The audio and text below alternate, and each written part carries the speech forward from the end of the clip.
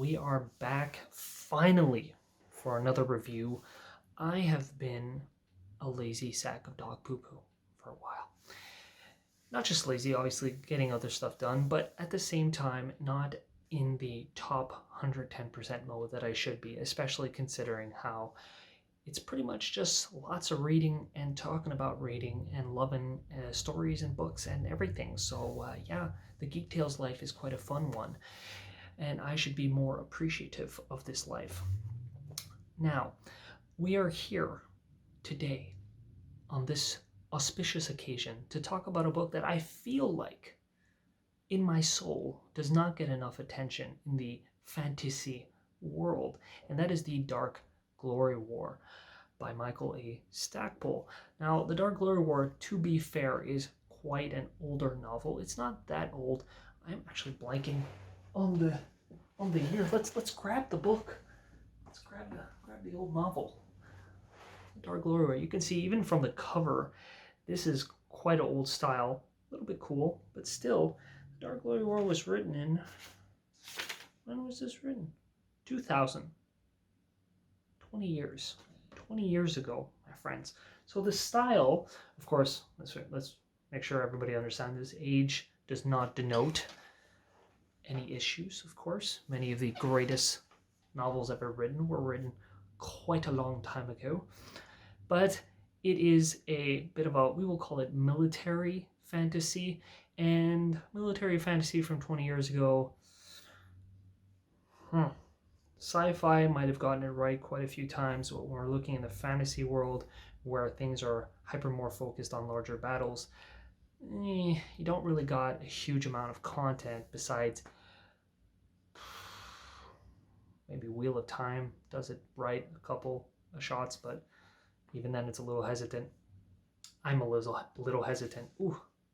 Skipping on the words.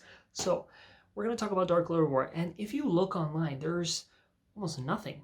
Reddit, written reviews. At least I could not find a single YouTube video on the Dark Glory War. Now, I could be wrong, and maybe someone did a review somewhere, just discussed it, but almost no one talks about this book, and I am a little sad about that, because the first thing we need to understand, to grasp, is that this is a prequel novel. It is a prequel to the trilogy, which was one of the most enjoyable trilogies of my youth, which involves Fortress Draconis, which When Dragons Rage? Yeah, When Dragons Rage and The Grand Crusade. 3 phenomenal books. Now, in terms of quality right off the bat, I can understand. I would consider The Dark Glory War to be much more of a YA novel. It is obviously one of Michael Stackpole's lesser works. The writing, the style, the level of character development, it is much weaker, but it already jumps leaps and bounds already by the time you begin The Fortress Draconis, which is the first book in the sequels. But it's still a very, very enjoyable book. There is a much larger focus, as I said before, on sort of military concepts and large-scale battles. But the characters are still very, very enjoyable. The general story, general understanding, is there is a place known as Oriosa. And in Oriosa, there are 3 young men, technically 4, but one doesn't really matter for the context of this beginning, because he simply gets his ass whooped really quickly in the story, so he becomes moot. 3, Lay, Nay, rhymed. And of course our main character, Tarrant Hawkins. And they come from a culture where it is very much a part of their peoples to come together, to be one unit, not only in the family, but as a group. Everyone wears masks, and as they go through the different stages of their life, transitioning from childhood to teenagehood to adulthood and to later adulthood, these masks symbolize who they are, the things they have done, their development as people. So it is an extremely important part of them. I think it's one of the most fascinating parts of the world. It is really not that developed in this book, and it kind of suffers, but it is Actually, no, it doesn't even really get developed. It actually becomes a moot point in the later novels. But in the first novel, it is kind of a cool thing that just doesn't really get played upon well enough. And in this world, Taran Hawkins and his friends Leigh and Nay, they are going through their moon month. They are beginning their transition from childhood into adulthood. They are going to be chosen to go into whatever prospective group or guild or soldiery that wants them for their skills and talents. And Taran Hawkins, his father, is the peace ward of Oriosa. He is basically the man who's in charge of the military in that area of Oriosa. Or at least, sorry, maybe not all of Oriosa, because that is the country. He's a part of the area where he lives. He's the peace ward. And so Taran Hawkins, he's meant for pretty good things. And unfortunately, they come into contact with some creatures known as Temerises, which are these sort of bird-like lizard creatures, which are generally supposed to be way up north, with who is our resident baddie in this story, Chitrin, who is the daughter of a man who once raided all throughout the land and nearly conquered many things, and he created this device known as the dragon crown. And it is that dragon crown which becomes the central focus of the trilogy after this novel. The dragon crown allows the wearer to, for each crystal upon it, or gem we will say, can control a dragon.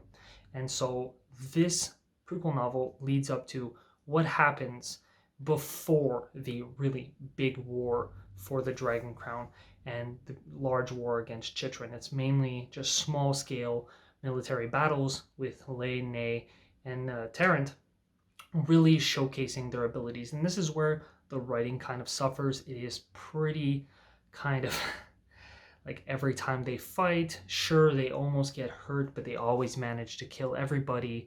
They're so exceptional. They get lauded and applauded every single time. They happen to find the right magical sword, which helps them get through some stuff. And it's really understandable, I know, that people kind of find it a little bit, oh God, everything they do just happens to work out for the best.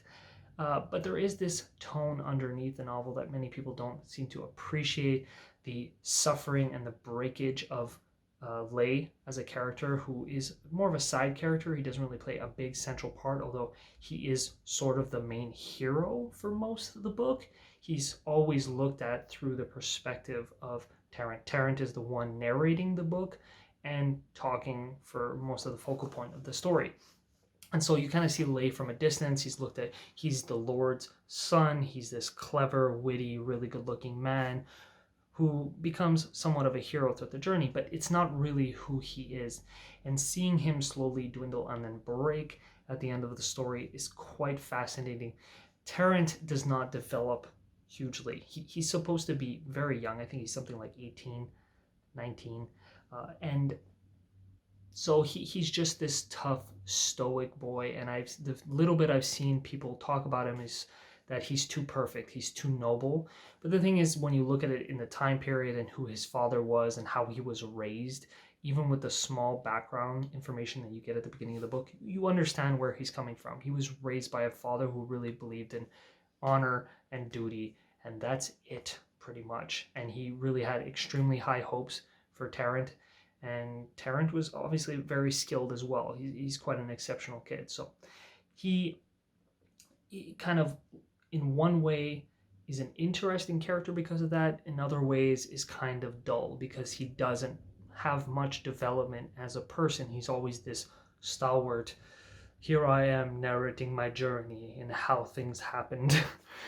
And it's kind of lame. It doesn't do it as well as something like Lord of the Rings, of course, but it does set the stage for a lot of what makes the preceding trilogy really great. And I will be doing reviews on each of those books because they are fantastic. They're not perfect, they're not incredible, but they're really, really fun and really, really great. The world, how the magical system is portrayed, because this is in some ways very much a, even though they're not called dwarves, but dwarf, elven, human kind of issue story. And just the small twists on how humans are, how they're able to use magic, why elves are able to use more complex and systematic magic, the way elves become bound to homelands, and so they are bound to the very land itself. And so if the land becomes destroyed or poisoned or taken over. They can literally go mad. Or if you're a youth, an elven youth, and you do not have the opportunity to bind to your land, you can become lost and stay immature and childlike until that binding happens. It's extremely interesting. The journey that Terran goes through and the sort of understanding you get from Resolute, who is his elven companion, is extremely interesting. Again, these are only bare bones. You really have to look at this story as the work of a young author who is trying to build up something and he's not sure absolutely yet where he's going with it. But the bare bones of the world, the bare bones of Chitrin as an enemy, she's actually extremely interesting. She's not some typical enemy who's just like the evil baddie and that's all I am. She has some interesting facets to her that you can already start to see and speculate upon. How the main enemies are in this story, they make them sort of these overpowered nemesis, but really they're broken down heroes and people who have given up hope, who have sworn fealty to Chitrin, and she's manipulated them and twisted them with her magic to make them just abominations of what they used to be. Every aspect of the story kind of is slowly building up this background fleshed out world that becomes far more interesting once you get into the other novels. So for many people who hear sort of negative connotations about this book, I would highly recommend you read it, just because it is a great way and an easy read. It's really quick to go through because of the more simplistic writing and the way the characters are sort of one-sided. It makes you be able to go through it really quick so that you can get to the next book, which is quite an improvement already. And to be fair to this book, there are a few twists, especially the twist at the end, which makes Taran Hawkins' character 100 times more fascinating in the later books, is what happens to him at the end of this book. There is a phenomenal twist and a betrayal that is really great and kind of pulls away a lot of the fire from how people say that this is a book where all the main characters are so perfect and they get everything right, and they really don't. They mess up so many times and they're just broken by the end of this book, and you get to see that continuation of how broken they become very quickly in the next novel. So I would recommend this book if you're someone who can just enjoy a little bit of foreshadowing and some military and some cool action scenes where some fighting is fun. It's relatively well written, and just so you'll have a little bit of limited character development, but I think it's worth it to push through and just enjoy to get to the next book. Michael Stackpole and this series is a perfect example of how people sort of critique everything, whether it's books or movies or shows or anything. They critique things too harshly. They expect stories to be always perfect right at the beginning. They don't give people time to develop their abilities and their talents. Sometimes you just need to hold off. You need to really watch something or read something and just go, what could this be? And maybe the author won't make it work for you. Maybe the next book won't, make up for it. But many times they do. Many times if you see certain qualities within a book, especially when you're talking about backgrounds and world building, many times that improves vastly. And the better a world is, usually once an author dips their feet in and really starts to practice, even if their character building is a little bit weaker and their story, doorbell's ringing, but that was a loud doorbell.